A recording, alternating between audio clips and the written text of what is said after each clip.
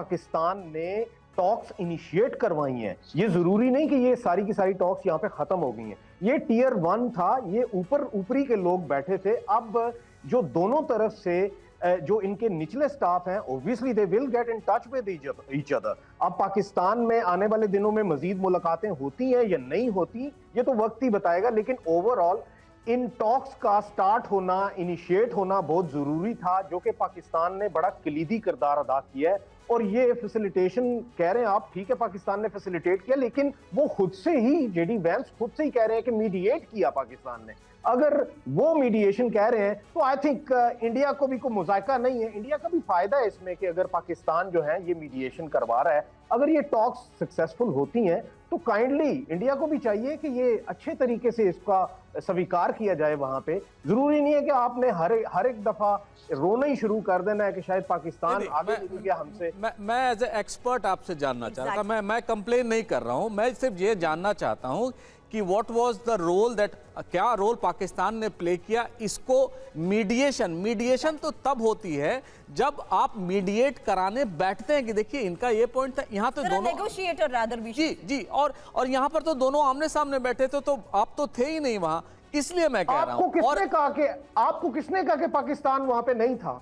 आपको अंदाजा ही नहीं है कि आप क्या बात कर रहे हैं। बता दीजिए ना। पाकिस्तान मिडिल में, पाकिस्तान देखिए दो फेजेस थे टॉक्स के, 2 फेजेस थे। जो पहला फेज था उसमें दोनों मुमालिक के साथ यकतरफा होकर, ऑब्वियसली पाकिस्तान जो है वो पहले यूएस के साथ बैठा, फिर ईरान के साथ बैठा। और जो दूसरा फेज था उसमें जाके पाकिस्तान ने क्या किया कि पाकिस्तान मिडिल में बैठा और एक तरफ ईरान बैठा, एक तरफ यूएस बैठा और पाकिस्तान ने मीडिएट करवाया। This is the originality of the talks of Islamabad. अगर आपके यहाँ कुछ और आपके जो तलिस्माती किस्म के जो लोग थे वो वहां पे अनसीन थे बाकी सबको, और आपके लोग मौजूद थे, उन्होंने आपको अगर कुछ और बताया तो फिर कुछ नहीं किया जा सकता। तुर्बी जी, लेकिन एक छोटा सा सवाल अगर आप अनुमति दें। देखिए मैं बीबीसी का वो पढ़ रहा था, उसमें उन्होंने कहा कि इट्स अ डिप्लोमेटिक फेलियर। हालांकि नाम नहीं लिया किसी का, लेकिन डिप्लोमेसी का फेलियर था। तो आप इसमें भी पाकिस्तान का कोई रोल देख रहे हैं कि वो जो फेल हुआ पाकिस्तान? मैंने सर इसीलिए कमजोर कूटनीति को लेकर सवाल किया था और रोल ही सबसे पहला सवाल किया कि आखिर क्या रोल प्ले किया इसमें पाकिस्तान ने इस बातचीत में। तो वो पार्टली जो फेलियर हुआ उसके लिए क्या थोड़े हद तक पाकिस्तान भी रिस्पॉन्सिबल होगा? नहीं, कौन सा फेलियर हुआ? अभी फेलियर तो उन्होंने इसको कहा ही नहीं। उन्होंने ये कहा कि हमने टॉक्स इनिशिएट कर ली हैं दोनों तरफ से, हम जिन बातों के ऊपर हम एक दूसरे के साथ बैठ के तो तय कर सकते थे वो अभी नहीं हो पाया। अब आने वाले दिनों में कौन किस चीज पे कंप्रोमाइज करता है, कौन किस चीज पे स्टेप बैक करता है, ये तो वक्त ही बताएगा। लेकिन ये है कि सबसे इंपॉर्टेंट ये था कि दोनों मुल्कों के बीच में आमने सामने बैठा के बात करवाई जाए कि जो भी आपके प्रॉब्लम्स हैं वो बैठ के सॉल्व करें। And I think that was the triggering point. और ये हासिल करना ये हमारे लिए भी इंपॉर्टेंट है, आपके लिए भी इंपॉर्टेंट है, पूरी दुनिया के लिए इंपॉर्टेंट है कि एटलीस्ट दोनों आपस में बैठे और बात तो की। बिल्कुल, चलिए वो क्लैरिटी तो आपने दे दी, लेकिन हकीकत ये है कि बातचीत अभी तक तो बेनतीजा ही रही है और वार्ता विफल होने के बाद ही अब खाड़ी देशों में यूएस की तैयारी को लेकर भी एक बड़ी खबर है, जहां मिडिल ईस्ट में सैनिकों की तैनाती यूएस बढ़ा रहा है और बहरीन अमेरिका का सैन्य विमान पहुंचा है। वहीं बता दें, अब से थोड़ी देर पहले राष्ट्रपति ट्रंप की तरफ से एक पोस्ट किया गया, ईरान झुका नहीं तो मेरे पास विकल्प। अब नौसैनिक नाकेबंदी एकमात्र हथियार। ट्रंप ने ईरान को वेनेजुला याद दिलाया है। ट्रंप ने ऑपरेशन मदुरो का भी जिक्र किया है।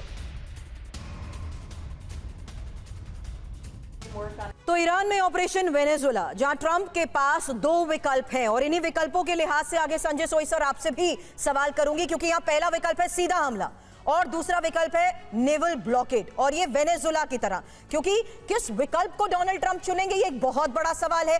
अब डायरेक्ट अटैक करने से भी क्या यूएस बचेगा और नेवल ब्लॉकेड का ऑर्डर दे सकते हैं क्या डोनाल्ड ट्रंप? हालांकि नेवल ब्लॉकेड क्यों चुनेंगे इसको समझिए, ईरान की आर्थिक लाइफलाइन को काट देंगे।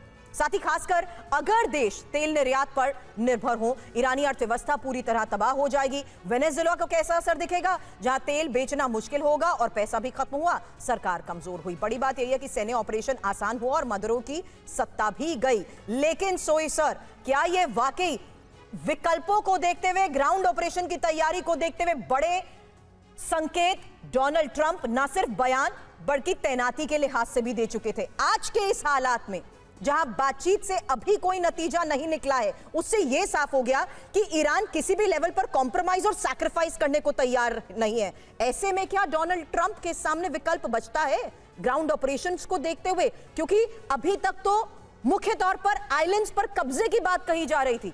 ऐसे में किस विकल्प के तहत डोनाल्ड ट्रंप आगे बढ़ सकते हैं? देखिए, ऐसा है कि डोनाल्ड ट्रंप धमकियों देने से तो रुके नहीं कभी। जब तक बातचीत भी चल रही तब भी उनकी धमकियां जारी थी और ईरान ने भी बड़े शांत तरीके से आराम से कह दिया कि ठीक है, अगर हमारे ऊपर हमला हुआ हम उसके लिए तैयार हैं। और एक बार नहीं अनेकों बार कह दिया, दो बातें निकल के आती है कि ईरान शांत से बैठा है, वो उसको जल्दीबाजी नहीं है, वो कह रहा है मैं 6 महीने युद्ध करने के लिए तैयार हूँ। और ट्रंप को मची हुई जल्दीबाजी, ट्रंप रेस्टलेस हो रहे हैं क्योंकि वहाँ पर देश के अंदर विरोध शुरू हो गया, वहाँ पर उनका खर्चा बढ़ता जा रहा है, वहाँ पर आगे उनके बाई इलेक्शन आने, वहाँ उनकी रेटिंग डाउन होती जा रही है। तो कहीं ना कहीं यहाँ पर एक यही कारण है कि आज ट्रंप जो है एक रिएक्टिव मोड में आ गए, जिसको मैं ये कहूँगा कि झल्लाहट या रिएक्टिव मोड है कि मैं ये कर दूंगा, ये कर दूंगा। आप देखिए 40 दिन हो गए, तब क्या रिजल्ट हासिल हुआ है? वहीं की वहीं बात रही, कोई भी मिलिट्री ऑब्जेक्टिव हासिल नहीं हुआ। तो यहाँ पर धमकियां देना अलग बात होती है, लेकिन एक आप अंडर एस्टिमेट मत कीजिए अपने दुश्मन को। एक मिलिट्री में हम ये लोग कहते हैं कि दुश्मन को कभी भी कमजोर ना समझे। आपकी जो प्लानिंग है एक तरह से बिल्कुल पुख्ता होनी चाहिए। यहाँ पर कहीं ना कहीं इनकी प्लानिंग फेल हो गई है, कहने के इनके ऑब्जेक्टिव चेंज हो रहे हैं। स्ट्रेट ऑफ हॉर्मुज ऑब्जेक्टिव था ही नहीं, आज बातचीत इसी पे आ गई है, ऑब्जेक्टिव एक भी हासिल नहीं हुआ।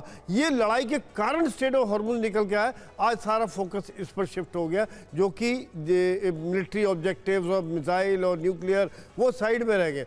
तो जहाँ पर कहीं ना कहीं एक रिएक्टिव है, जिस प्रकार से प्रेशर पड़ रहा है दुनिया का। अगर सैंक्शन लगाते हैं, मान लीजिए नाकाबंदी करते, तो जो बाकी देश है तेल बेचने वाले, उनका क्या होगा? ईरान ने तो पहली नाकाबंदी कर दी।